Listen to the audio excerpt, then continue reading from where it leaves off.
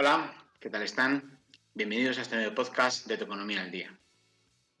Hoy les quería hablar de la aprobación reciente y envío a Bruselas del Plan Fiscal Estructural. Ustedes dirán, ¿en qué consiste este plan? ¿No? ¿En qué nos afecta? ¿Nos subirán los impuestos? ¿No nos bajarán? Bueno, son algunas preguntas que vamos a ir despejando. Pero acompáñame para estar al día y tomar decisiones informadas sobre tu economía personal y familiar. Y recuerda que Tu Economía al Día lo emitimos los jueves a las 11 y 17 horas, aquí, en Onda Capital. También me puedes escuchar en la plataforma de podcast iVoox y ver en YouTube.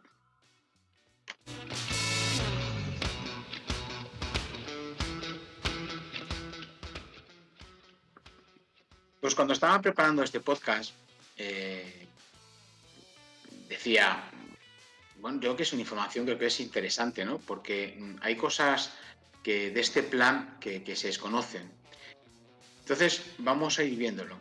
He leído varios informes, incluido el que ha publicado el Ministerio de Hacienda con el título Plan Fiscal y Estructural de Medio Plazo 2025-2028, pero me voy a apoyar más en una publicación que ha hecho el Instituto Juan de Mariana, que en mi opinión se acerca más a la realidad. Sí que me gustaría comentar que con esto comentario que voy a hacer durante este podcast no es ninguna crítica al político actual o gobierno actual que tenemos, ni mucho menos. Me parece que casi todos hacen lo mismo, ¿no? Pero sí que creo que hay que decir algunas cosas porque parece que algunas veces nos toman como por tontos, ¿no? Entonces, quitando la variable de verdad de qué color sea rojo, azul, amarillo, verde o derecha, izquierda, centro, que me da tanto lo mismo, quería hacerlo porque me parece interesante, ¿no? Sin más, bueno, pues nuestra ministra de Hacienda y también vicepresidenta, María Jesús Montero, en el mes de octubre comentó que la Comisión Europea nos exige una reforma tributaria para cerrar la brecha fiscal de 4 puntos con el PIB. Esto fueron palabras textuales que comentó en ella, ¿no? Esta convergencia que desde este gobierno se nos ha indicado que es Bruselas la que nos obliga, es realmente una armonización fiscal que desde el año 2019 se nos lleva diciendo que lo está haciendo. Lo que sí que nos exige es una política efectiva del control del déficit y de la deuda. El plan que remite España a la Comisión Europea presenta un escenario de consolidación a 7 años al incluir medidas adicionales. En principio, creo que normalmente se empieza a 3, pero el meter este tipo de medidas adicionales puede llegar a ser a 7. Para el cumplimiento de los objetivos se establece una senda de crecimiento de medio plazo de gasto primario neto del 3,4% para el periodo en vigor del plan, que es 2025-2028, y del 3% para el periodo de 7 años.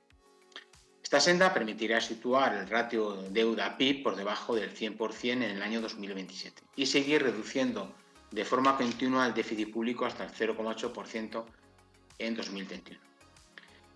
Para el cumplimiento de este plan se puede optar por contener el gasto o por implementar medidas de ingreso.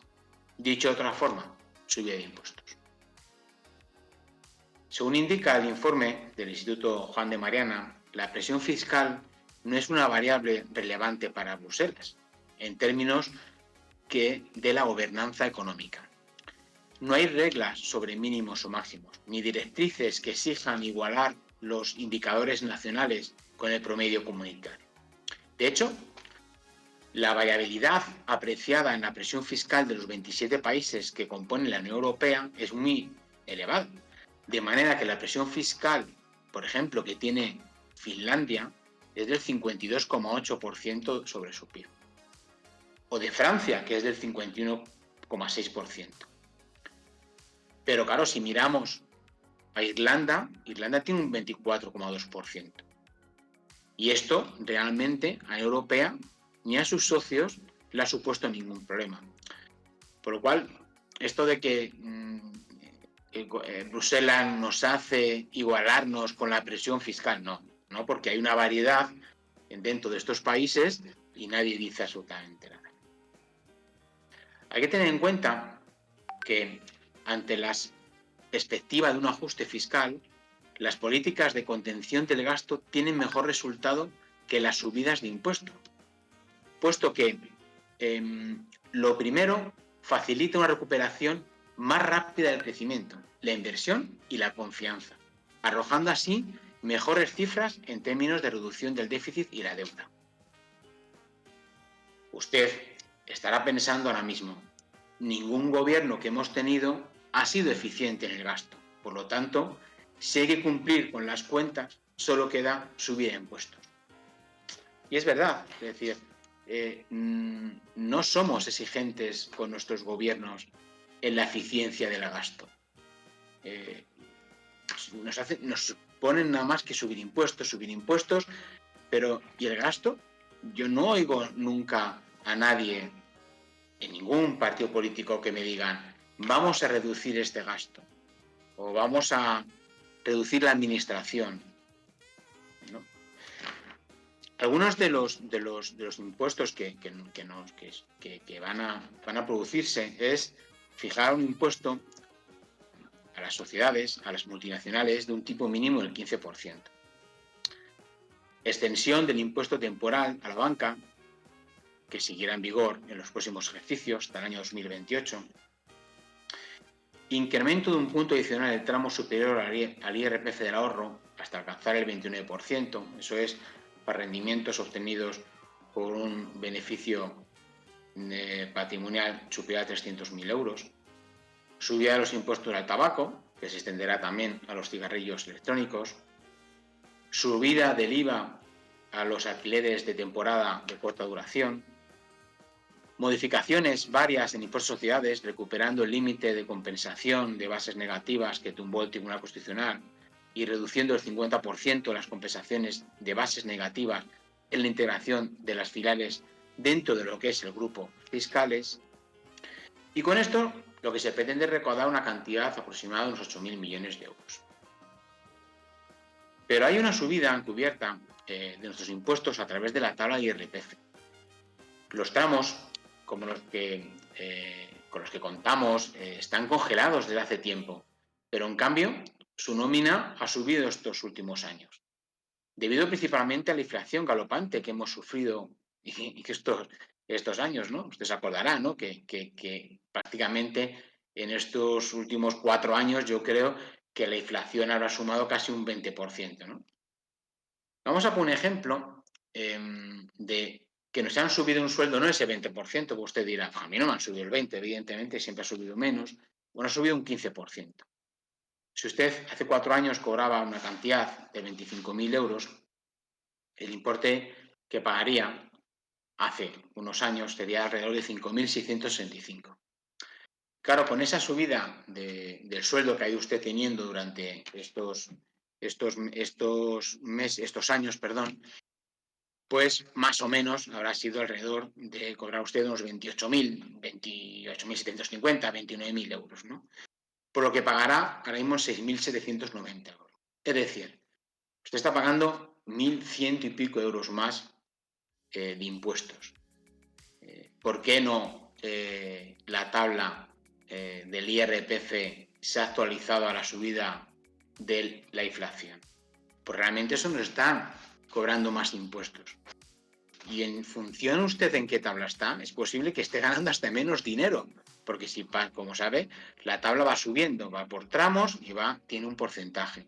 Entonces, ha habido casos. Yo recuerdo ahora mismo uno en concreto de un pensionista que le subió la pensión, subió de tramo y ganaba menos neto que el año anterior.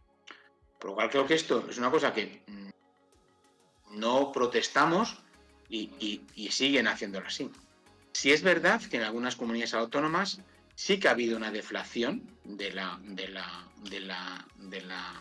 tabla del IRPF en la parte de autónoma. Si no recuerdo mal, en Andalucía y en Madrid, entre ellas están. Por lo cual exijamos también estas cosas a nuestros políticos.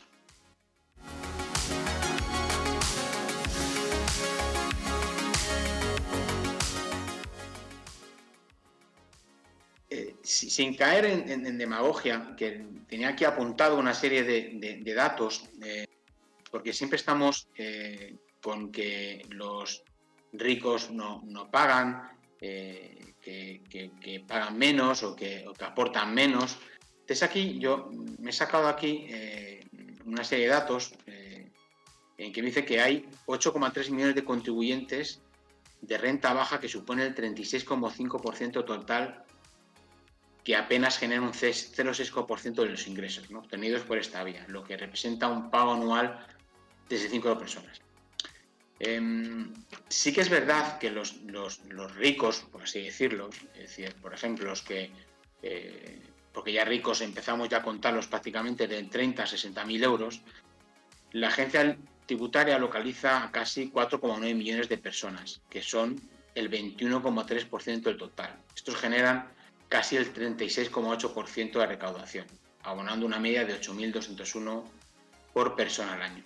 Claro, yo quiero decir que es que entre 30 y 60.000 euros, que son 4,9 millones, y 14 y 21.000 euros, que son 4,5 millones, que representan casi un 20%, pues estamos hablando que más de la mitad son los que estamos aportando a recaudación. Al final, cuando hay una subida de impuestos, normalmente es siempre a esta clase, no es a la de arriba. Suena muy bien el decir, o no, vamos a que paguen más. Si ya pagan más las personas que cobran más de 60.000 euros hasta 150.000 euros. Pues claro, pero es que de 60.000 a 150.000 euros solo supone 1 millón de personas en España. Es decir, 1 millón de personas, por mucho que haya, no pueden. Es decir, por lo cual al final, donde está el mogollón, por así, perdón que me haga esta palabra, de gente, es en los que cobran entre 20.000 y 60.000 euros.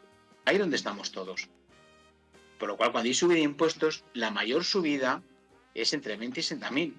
Los que cobran, o cobramos, o usted, más de 60.000 euros, que son muy poquitos. Por lo cual, de verdad, no nos creamos estas cosas, porque yo creo que no es así. Quería concluir, es decir, comentando que en muchas ocasiones, aunque creamos que los impuestos que se cobran algunas empresas no nos van a repercutir, estamos equivocados. Esos impuestos se incrementan el precio y al final el pagador somos los ciudadanos. Y que por favor que no nos engañen. Al igual que se hace mucho hincapié en que, como he dicho, los que ganen más, que paguen más, cosa que ya sucede por la tabla de IRF, va por tramos y lógicamente pagan más. Si a una empresa le suben los impuestos, esta tiene que tener unos beneficios, porque depende, sobre todo las multinacionales, que ahora le van a poner un 15% mínimo, porque tiene unos accionistas. Usted a lo mejor es accionista de esa multinacional. Usted lo que quiere es que esa multinacional le dé unos dividendos y que esas acciones que usted ha comprado vayan subiendo. Por lo cual, esta empresa tiene que repercutir parte de esos impuestos al precio final que nosotros vamos a comprar.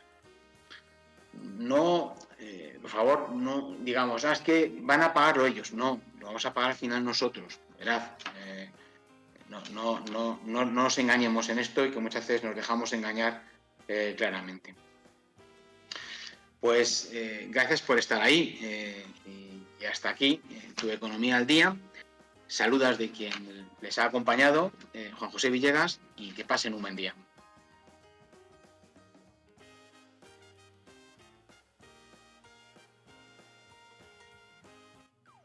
Sevilla, lo primero. Ondacapital.es